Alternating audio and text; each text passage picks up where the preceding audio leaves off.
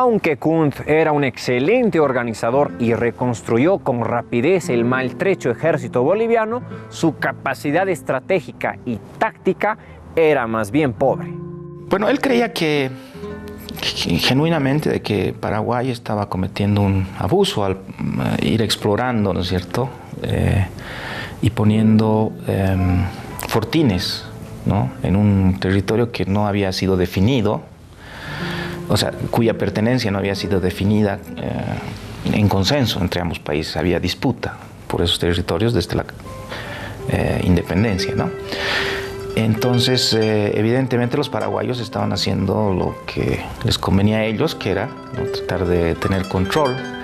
Algo que nos ha ocurrido en Bolivia en otros momentos, ¿no es cierto? Con el Acre, por ejemplo, donde los brasileños fueron entrando en territorio boliviano y al final tuvo que haber una guerra, ¿no es cierto? Porque se decidieron separar de nosotros, o sea, los habitantes, ¿no es cierto? Se decidieron separar de nosotros y unirse al Brasil. Y lo mismo pasó en el litoral boliviano, ¿no? Si ustedes se recuerdan, los chilenos fueron colonizando poco a poco el territorio boliviano y luego la guerra por eso fue mucho más fácil, porque era una guerra contra un país que estaba lejos de los territorios que debía defender. Entonces, para evitar eso, Salamanca actúa de una manera agresiva con Paraguay, hace ataques, etcétera, y finalmente provoca la guerra con ciertas intenciones, además de convertir esa guerra en una especie de baño de sangre que purificaría al país, ¿no?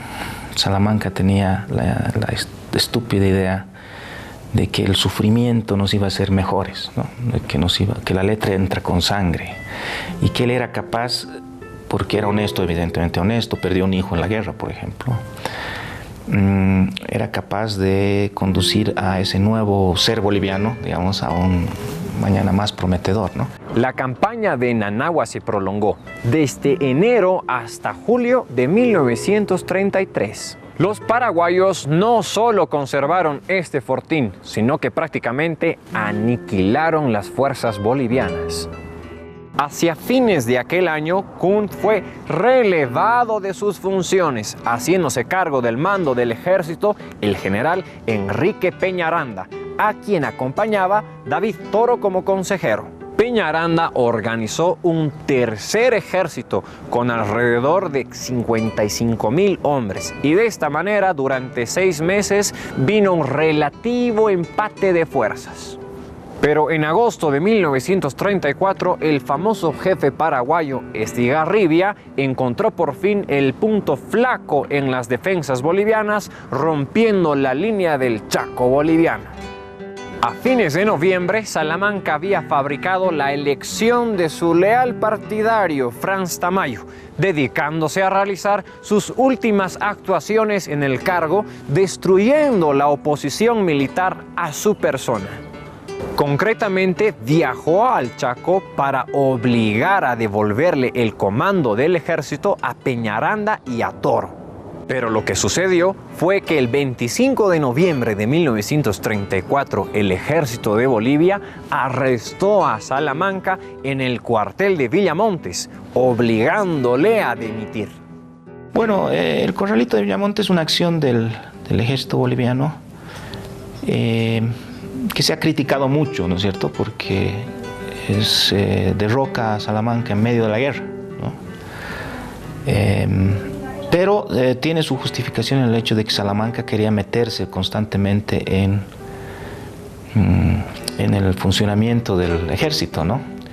Sin muchas veces el conocimiento adecuado para eso. Después, el gobierno fue entregado al vicepresidente y jefe liberal José Luis Tejada Sorzano.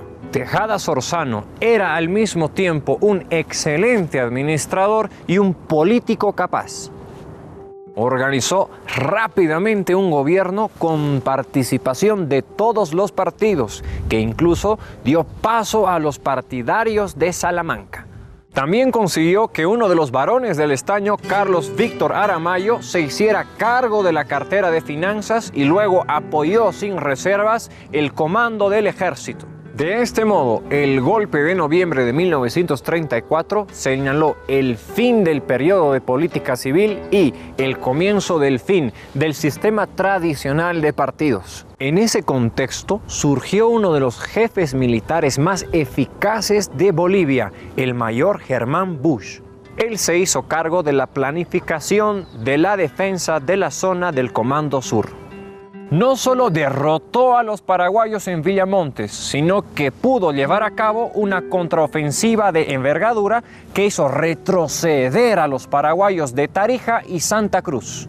Busch reconquistó todos los centros petrolíferos anteriormente perdidos. Llegados a este punto, ambos bandos declararon estar dispuestos a un acuerdo de paz. Bueno, después de una gran guerra que se dio, en donde Bolivia tenía un ejército muy poderoso en ese entonces en Latinoamérica, estaba dirigido por grupos alemanes. Un ejemplo es el general Kunt. Podrían haber ganado la guerra, pero los mismos bolivianos querían entrar a Asunción en paso de parada. En ese entonces lo que ocurre es de que los intereses internacionales, a través, como siempre, de la Argentina, empiezan a armar al Paraguay para enfrentarse a Bolivia. Y ahí es donde empieza la retirada de Bolivia hasta Cañada de Strongers. En Cañada de Strongers, las tropas aymaras, que por primera vez habían llegado al lugar candente del Chaco, ya se encuentran en su territorio y empiezan a luchar como saben, con ondas, con piedras, y sepultan a las tropas paraguayas. Y es entonces de que ya se ve que era imposible y se declara un cese de acciones bélicas.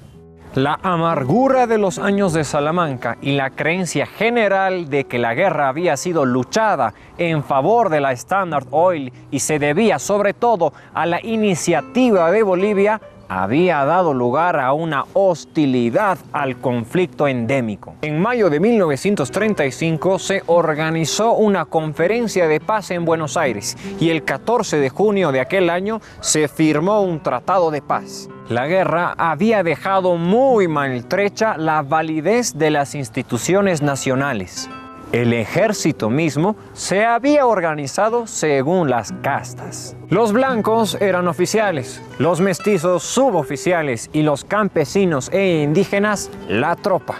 Pero cuando la guerra terminó, los soldados aymaras y quechuas, desesperados por regresar a sus hogares, volvieron a sus parcelas y se reintegraron a sus comunidades con la máxima rapidez posible.